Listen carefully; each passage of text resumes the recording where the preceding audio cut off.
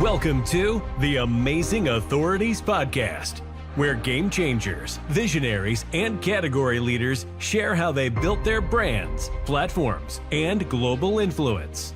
Your host is Mitch Carson, international speaker, media strategist, and creator of the Instant Authority System.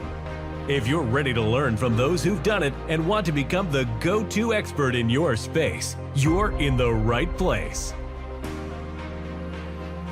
Bob Labbe is an author out of passion, and he's here with us today from a terrible location. He's got no ocean view.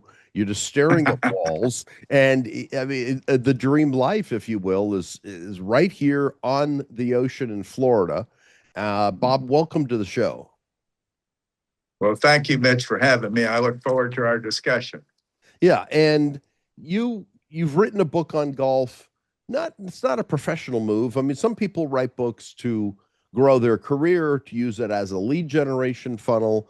And then some people write about the passion and, the old adage, everybody's got a book in him or her. And why did you write your book, and tell us what the name is? Okay. Well, I wrote my book because I needed to improve my long distance putting. I was a terrible long distance putter when I started playing golf in 1996. And I went off, my partner and I had just retired from our second air pollution control company, which we sold. And we agreed in 1996 that because both of us loved the game of golf, but because we were so busy in our business, we never played it with any regularity. So we never were very good. We agreed that we would go take lessons and become golfers. And so we did. And for that year of 1996-97, I went up to Maggie Valley, North Carolina, took some group lessons with the PGA pros up there, and got pretty good at the game with 13 of the 14 clubs. But that 14th club, the putter, was my nemesis. And I had to get better at that time. And that's why I developed this method and then ended up writing the book. Because my book is Putting by the Numbers. It's a quantitative method of lag putting. And it really, what's cool about it, it's accurate, it's repeatable, it's linear, and most importantly, it works. And so I love that. I love that string of words you put together. Would you say that one more time? Because that's the nugget. It's a great method because it's accurate, it's repeatable, and it works. Okay. That right there is the whole show. I mean, that's the whole crux of your book, it sounds like. And that's right. And what's the name of your book? Putting by the Numbers. Putting by the Numbers. Okay. And then the subtitles, A Quantitative Method of Lag Putting. And how do you spell your name, since we're able to see that on the screen? Yeah. Labbe. All right. That makes it easy. It's Labbe. It's Labbe in French, but we Anglo-Saxonized it when we moved over here in 1886. So it's lobby like a hotel now. Okay. Well, I knew it was European. I wasn't sure if it was Japanese or Chinese, but we'll go with French. Thank you. Yeah. We'll stay with My parents French. would appreciate that. Yeah. We'll stay with French. Okay. Now but here's what's interesting. You're writing about your passion. We learned about a little bit in our pre-call discussion about your professional expertise and background, owning the different companies, and you sold them and then retired. And why not? You're living you put in the hard work, and now you're reaping the rewards of working hard, living on the beach with a beautiful view. Just watch out for the gators, because you are in Florida. And exactly. You're doing it. But that is a valuable lesson, I would say, as a business metaphor, isn't it? Yes, absolutely. Accurate, repeatable, and it works. And it works. Active, or accurate, repeatable,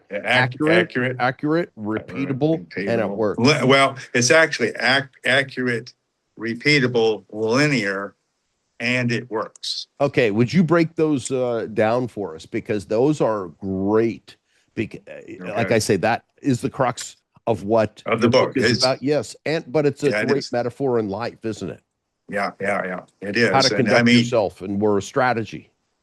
exactly. Well, the thing that's cool about the method and what I've come to realize, even I watch PGA golf Thursday through Sunday every week, and I was watching the Players Tournament this weekend, and I see these golfers that play golf six out of every 7 days of the week, and they're outstanding. They're quantum leaps above us amateur and recreational golfers, but when it comes to long distance putting, I think I have a methodology they need to put in there. Need to put another tool in their bag of tricks. So that they got 13 clubs that they're fabulous with, but that putter, everybody can be good with a putter if you're accurate, repeatable, linear, and it works. That's the key. So in my book, I explain why this method works. It's a quantitative method. Everybody, when they take their putter, they rock their shoulders. Everybody does that. Okay. And that's what I call your individual power factor.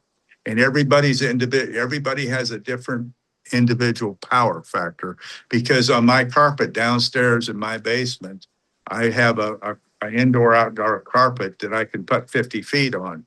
And I can putt my ball and it'll go 33 feet with a 3-inch putter retraction from the ball and then striking through the ball. So the IPF, or the individual power factor, is 11 feet of travel for 1 inch of retraction. My wife's IPF for our downstar carpet is 7.5 feet per inch of retraction.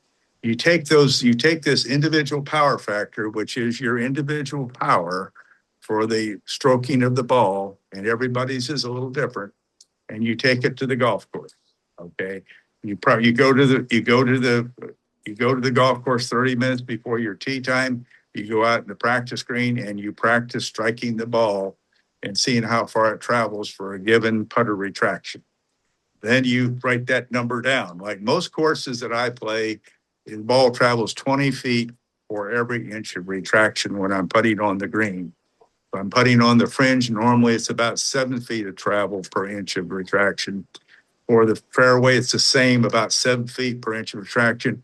And on the first cut of rough, it's about 1.5 to 2 feet per inch of retraction. So you add those numbers up, and that gives you the compound formula for what you take to the golf course. And then you can calculate arithmetically any putt in any situation you are around the green.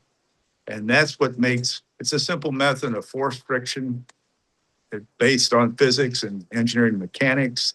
But I've simplified it down just pure arithmetic. And that's why it is that accurate, repeatable, linear system that works. That's what's so cool about it. And anybody can use it. Well, does that take into account, you know, curves in the green or slopes in the green? Well, that's in my book too. Okay, for different elevation changes, whether upward or downward, I have a graph in the book that shows you how to adjust your retraction distance to accommodate those things. Now, I'm not trying to teach how to putt. I'm trying to teach how to putt long distances accurately. So I use the plumb bob method myself for determining the curvature of the putt, and it works pretty handily for me. In that last year, my average, I had 30.5 putts per 18-hole round last year for all the rounds I played. I played about 50 rounds last year, so I averaged that's about one a week. Yeah. yeah. So with that said, when I wrote this book, I was using 40 to 44 putts per 18-hole round. My putting was killing me.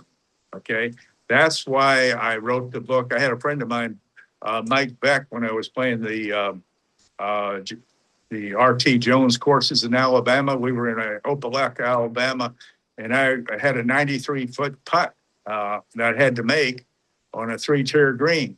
Okay, so I stepped it off and studied how much curvature there was. boom, I retracted my putter, and the ball went in the hole. And I said, Mike said to me, he said, that was a heck of a putt. And I said, yeah, it was lucky. He says, no. He said, that wasn't lucky. I saw what you did. You need to write a book. Well, that was in 1998. Okay. And I took that to heart, and we went to lunch after the morning round, and he convinced me I should write a book. Okay. But I said, well, I've got time to do that. I'm playing golf, so, but anyway, the years went by, and I had to be sure that the method was repeatable, it was accurate, reproducible, and linear. Okay. And so through the years, I made sure that as an engineer, the system really worked, and it wasn't just nonsense. And it really, really does work. And now I'm putting close to the level of putting that they do on the professional tour, but they're a lot better than I'll ever be, and never. I'm not in their league, of course. But what I am is I'm trying. I think what I'm trying to do here, Mitch, is to take this methodology and say, hey, to a PGA instructing pro on a golf course, and say, hey, read my book, take a look at that, and if you like it, I'll come to your golf course, and I'll spend a day or two with you showing you the method, and then teach this as another part of the tools that they have in their golf bag when they're playing. Because on Sundays, when I watch these pros play, they're excellent because they play 6 out of every 7 days, and they're superior athletes in the first place. But they screw up a lot of long putts when the pressure's on. And my method is mechanical, okay? You don't have to think about it. You add up the numbers, you say, okay, I got to do the stroke, boom, and I use my individual power factor, and it will put that ball within 3 to 5 foot of the hole virtually every time if it doesn't go in the hole. I love that because, like you said, you're pulling on a nuance of the game, the long putt, and using a scientific method that you say is repeatable. So it's Right. It's science. It's not luck. Right. And That's right. I don't think putting's luck because there are good putters and bad putters. The That's short very game, true. the short game was the bane of my golfing experience. I mean, I could hit a ball very far off the drive and, decent with my irons. But when it got into putting, that's what separates the men from the boys in proverbial sense. It's like, okay, the pros versus the people that take this. That's the sweet science, I think, of golf. Yeah. And isn't that a metaphor of life, is getting into the details? It's almost like the devil's in the details. And you took, that's right. You revealed the devil. Okay, here he is. He has his cape on, and you don't have to deal with him because I've told him to go away because now you have the sweet science. I didn't mean to go biblical, but that was that's just an accurate way of looking at it. I like the accuracy component. So how many? So it is. I want to break down the numbers again. So what were you scoring before you exacted this method? Well, I was doing pretty well with the 13 clubs in my bag from the driver all the way to the pitching wedge. I was doing fabulous. I was hitting maybe 50 to 54 strokes. You should be more in the range of like 44 to 48 in that range. I was 50, 54, but I was hitting 40 to 44 putts. It was putting my score up 90, 99. I was playing in the mid to high 90s. Okay. And it was killing me. I had to get my putting, even if I just got my putting down to 36 strokes per round, I would have been in the high 80s, low 90s, which would have been a great improvement. That's a significant difference. Yes. So anyway, it actually improved my score 10 to 14 strokes a round, which brought me from the mid 90s. Wow. I'm a 7 handicap at age 82 now. Okay? Wow. 7 handicap. Folks who aren't golfers, let me illuminate what he just said. A 7 handicap is great. I think pros are under what they call scratch, meaning you are right at the course minimum, but you're 7 strokes above. That's huge, especially the pros are they got plus handicaps. They're down +2, +3. They're under par. Well, that's So what they do for a living. This is yeah, maybe yeah, a passion slash hobby. And you didn't start this when you were a boy. You got into yeah. this as a mature 52 adult. year old man. Yeah, Yeah. yeah, So yeah. okay, that's profound. So have you been able to teach this method to others? I have. I've had a number of friends, a number of competitors that have watched me play over the last 25 years, and I've shown them how to do it. They've got copies of my book. They read it. I've gone out and played with them. I have one of the fellows in my foursome that we go out. He makes a putt that's 20 feet off the green, and it's a 60-foot putt. And you make it. And he said, I said, that was a great putt, Jim. He said, that's a Labbe putt. Okay. And Oh, I so love it. I love it. it makes me feel good to know, because Jim was not a very good putter. But by the time he read my book and we talked about it, and he employed that method, he's a very good putter now. He's putting around 32 to 36 putts around. So compared to his plus 40 before, he's gained a lot of strokes. Wow, that's oh well, hence the reason you wrote the book. And have you had any television exposure about this? Has anybody? I mean, I Uh, know you're good doing the podcast tour. Yeah, watch out for those mosquitoes. Yeah, I know yeah, you're on the podcast tour. yeah. The only television that I've been exposed to is was way back last March. I'm trying to think. I can't think of the. It was a podcast setting, but it was televised. Okay, Okay, and it was a sports show, and then I had a great television production with Sid Benesaw, Ben Salah in Stockholm, Sweden. Okay, he did a television show with me, and he broadcast on YouTube and all the other networks so you went to around the Sweden. world. You went to No, Sweden. I did it Virtual. um, Okay. on a screen. You know, we did a Zoom call type of thing on a computer. Yeah. Oh, So well, that's yeah, great. but I've been doing radio and television, Zoom call type stuff I probably have done 25 to 30 at this point, and I have five. See, I wrote a book, Putting by the Numbers, that we're talking about. I also invented the only drink coaster in the world that works. And this is called the Ultimate Drink Coaster. And as I say, it's patented. It's the only one that worked. I invented that back in 23.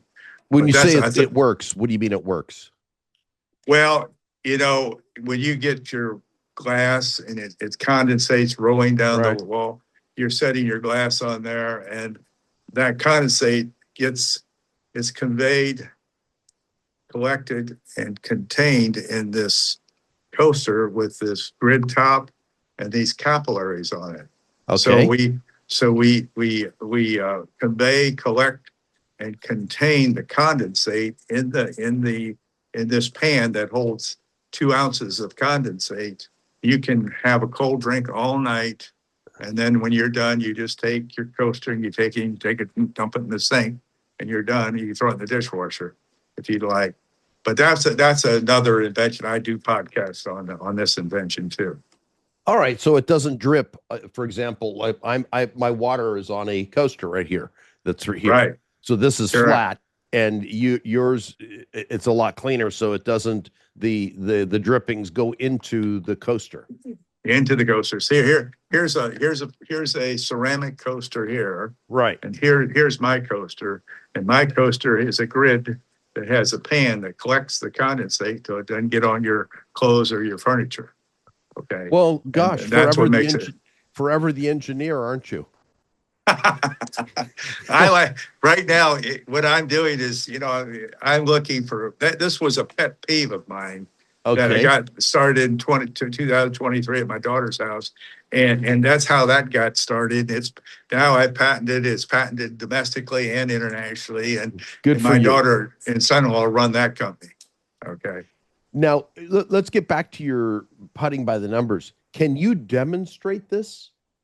Oh, absolutely. All right. Absolutely. As a matter of fact, if you buy my book, There's two demonstration videos with it, an in-home video and an on-course video. I show you exactly how it works. And how long does it take to measure or to exact the method when you're on the putting green? Because that could be very annoying to people behind you. It's like, how long is this guy taking before I can do it? Oh, wait. My method of putting will actually equal or less time than a normal person putting. Because when you go to the green with my method in your head, you know exactly what you're going to do. You do the arithmetic, you're moving, you're making the same effort, but you know you have a plan as to how you're going to execute that putt. And so I think I actually putt faster than most people that are putting on the green. You see, that would be And the first question that comes to mind because, you know, like I said, I golf for about a dozen years and then haven't in a while, but that was where some people got impatient behind you, and it could right. result in a clash when people want to drive and there's still Yeah. people on the green. So it doesn't take any more time. It lessens their time. It is. It can be more time effective because when you go to the green with this methodology in your head, you know exactly what you're going to do. You know you're going to step it off, whether you're going to shoot it with your rangefinder to see the distance, or you're going to step the distance off, and you walk on the other side of the flag to see the slope of the green, and you got a plan. And when you got this plan, you can execute very quickly. That's outstanding. Well, Yeah. Putting by the numbers. And Yes. Bob, that is for golf enthusiasts, but I think there are other lessons. Is you've broken it down into chunks and making it, like you say, linear. So there is science to improving. Well, isn't there science to improving your life as well? If you tick certain box, and if you wouldn't mind, because you've revealed your age. I mean, sometimes it's rude to ask elderly people, how old are you? But I mean, as a man, I don't care. I'm 65 and I'm comfortable with my age. It's like, okay, sure. I've got Medicare and I don't care. But well said. Yeah. I'm at the point where, hey, you got a few years on me, but I'm still in the senior citizen status. And my view is, okay, if I can leave the planet and help another person with what I do, with whatever my inborn natural skill sets are, or acquired skill sets, because I think that isn't acquired and there's some natural. And you're obviously a good engineer because you have that engineering mindset. And how have you been able to apply that in your personal life? You mentioned you had a daughter. Do you have more than one kid? Well, I have 3 daughters. Yeah. Oh, okay. And I have one daughter that is partners in 9 restaurants in Atlanta. Okay. She's a real entrepreneur, and she's a hard worker, and she's in her mid-40s now. And she's the entrepreneur that kind of takes after me in a sense, And then the other 2 are in the medical field. One's a nurse practitioner, and the other's a physician's assistant. And they both are very successful in what they do. And I think one of the things that take away in being my daughters and my association with them, we have a very close relationship, is they have seen me traverse through life and, starting and developing and selling 3 different air pollution control companies and growing each one a little bit bigger than the one before. They saw the natural progression and the plan. So they've seen that I'm a very planning person. I'm a problem-solving person. I realize what the problem is, and I identify the alternatives. I test the alternatives. I find the best solution, and then I apply that to the solution and make the product, so to speak. That very problem-solving mentality is the whole way I walk through life and virtually everything I do. And that includes playing golf. Well, and that's why you wrote the book, because there was a problem. And you looked at scientifically through that lens of science and math. Yeah. Well, math is a subset of science, isn't it? And you then applied it and then created this methodology that anyone can use to improve their golf game. But I like the life lesson in that as well. I like the Yes. life lesson. What's the Yeah. spillover to apply to my life? Diagnose you, and it's no accident that you have a nurse practitioner and a PA as Yeah. daughters, and Yeah. they probably learn those lessons from you. It's like, okay, diagnose before you prescribe, Right. Yeah. and isn't And that true? it's very true. And they're both very good at what they do, and they enjoy it. It's just like as I spoke with you pre our conversation, I enjoyed my career so much. I never felt like I worked. It was just fun. It was fun, and playing golf is fun too.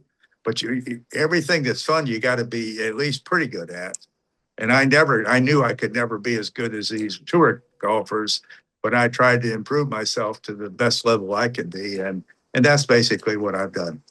Well, why don't you now tackle the problem of not being able to dunk when you're under 6 feet? And I think it's a perfect, you'd be a great case study of an 82-year-old to learn how to dunk. Bob, that's your next task in front of you. Well, that would be one I'd have to really think about. I think you could get on the TV shows internationally if you're able to solve that small issue.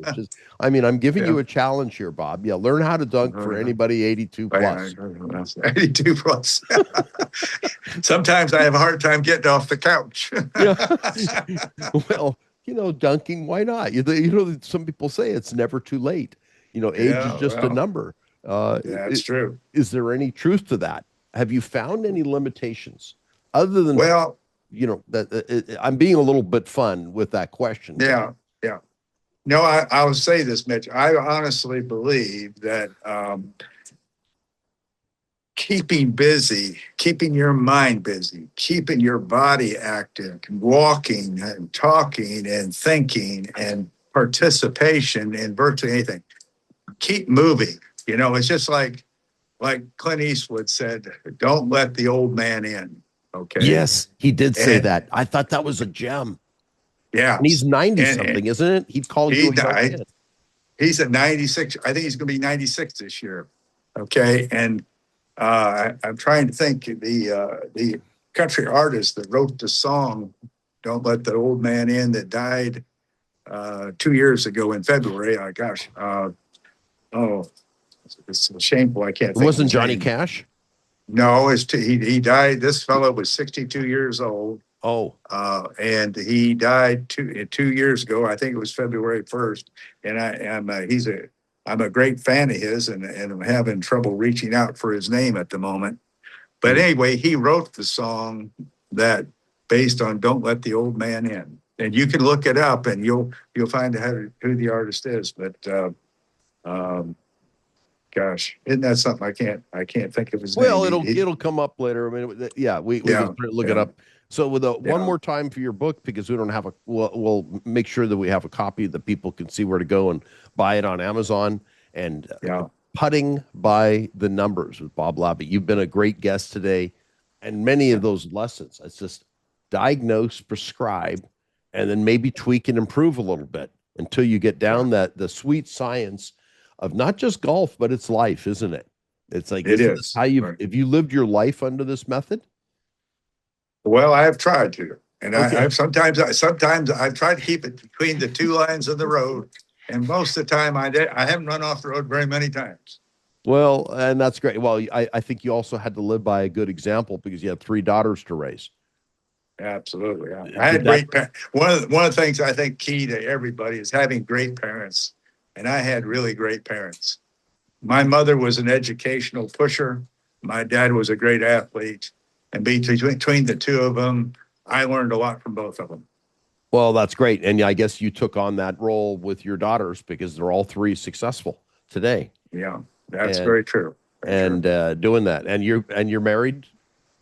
Oh, yes, I'm married. My wife and I both lost our first spouses. And we got married 20 years ago in Cabo San Lucas at the chapel at Pueblo Bonito, Sunset Beach. And we've been married for 20 years now. And so we've been very, very happy. And I don't know if we got another 20 years in it, but we're going to give it our best shot. Well, that's all you have to do is one shot at a time, one stroke at a time to get it in the hole. Well, Bob, you've been a great guest today. Thank you for being an amazing authority on your topic, putting by the numbers, and all the life lessons that encompass living, a successful life. I mean, you're 82 and you didn't whine once about aching knees or any of these things that happen as we get older. It's all about the positive and moving forward. And that's right. Keep the driver out. Keep driving.